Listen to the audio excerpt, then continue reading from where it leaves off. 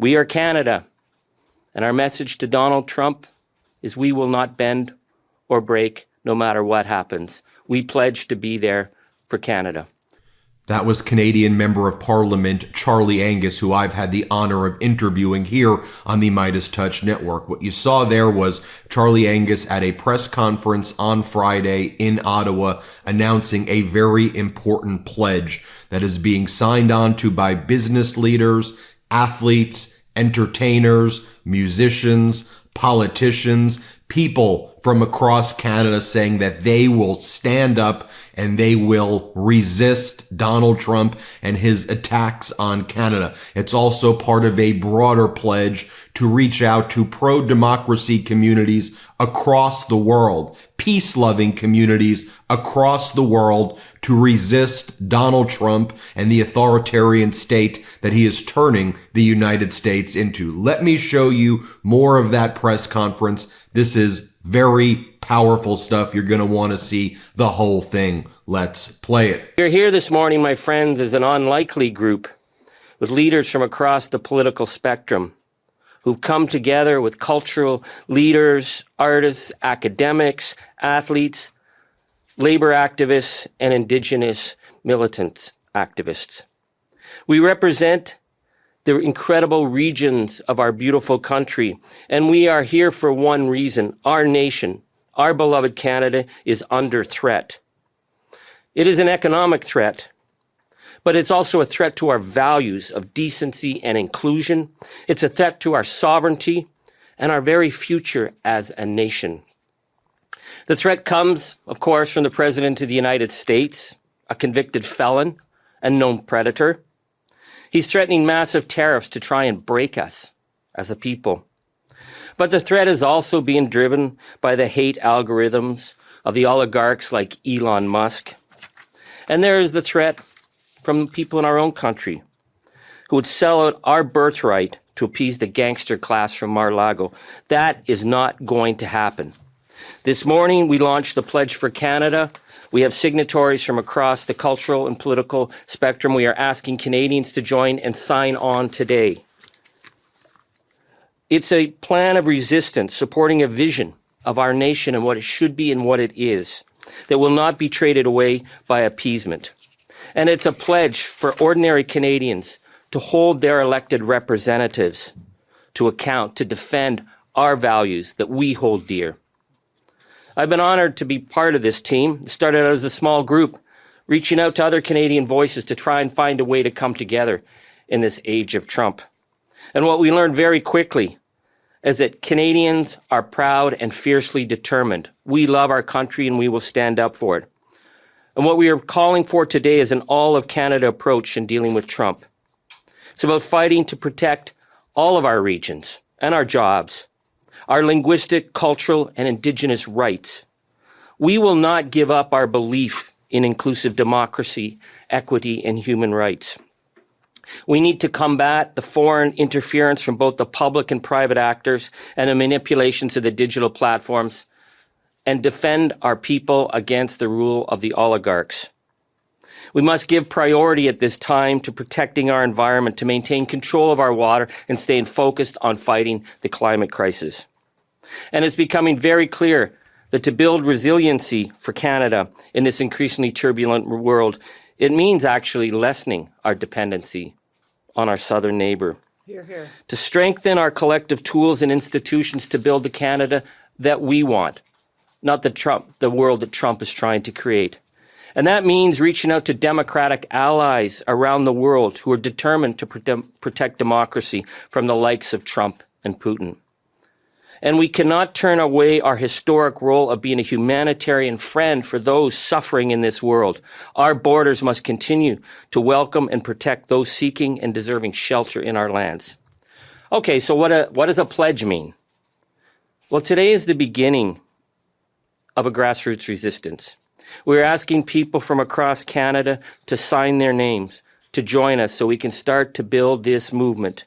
This is going to be the first stage of a much broader-based resistance to defend the values of our beloved country and to respect the sacrifices of Canadians who came before us and gave their all so that other nations might live in peace. We will not squander their legacy.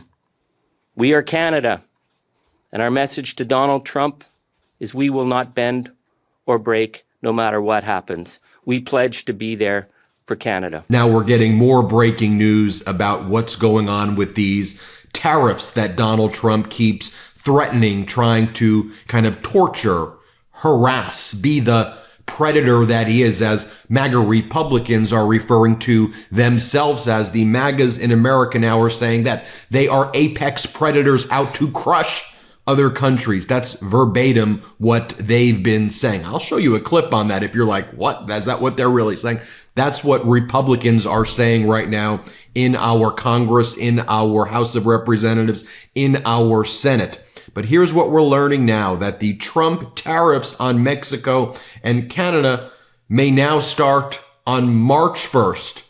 Well, Donald Trump said he was going to be imposing them on Saturday. But with Donald Trump, all of the dates, deadlines, the things that he says, it's always a mess. It always changes. He's always also trying to search for and find a fake deal to take credit for things that he doesn't actually do, because that's kind of his MO in life, being born with a golden spoon in his mouth. Well, here's what we're learning. It says Trump is expected to announce new tariffs against Canada and Mexico that will begin on March 1st, but will include a process for the countries to seek specific exemptions for certain imports. 3 people familiar with planning told Reuters.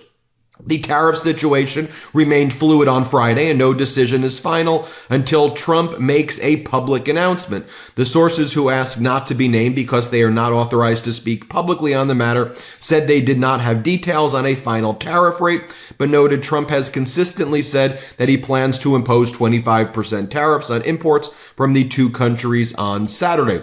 I wonder if one of those sources may be Howard Lutnick or someone familiar with him, who is the pick by Donald Trump to be the Commerce Secretary.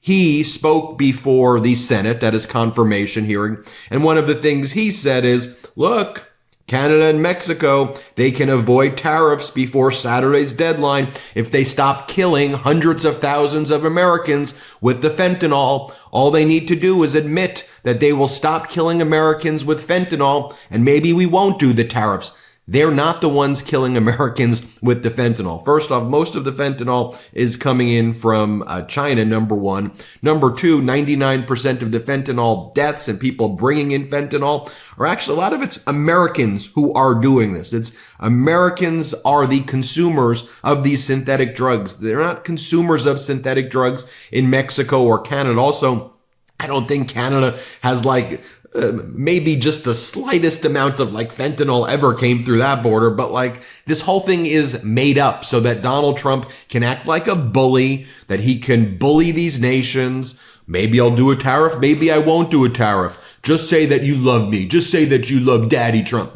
That's how he deals with the MAGA Republicans. Maybe I'll tariff you, maybe I won't.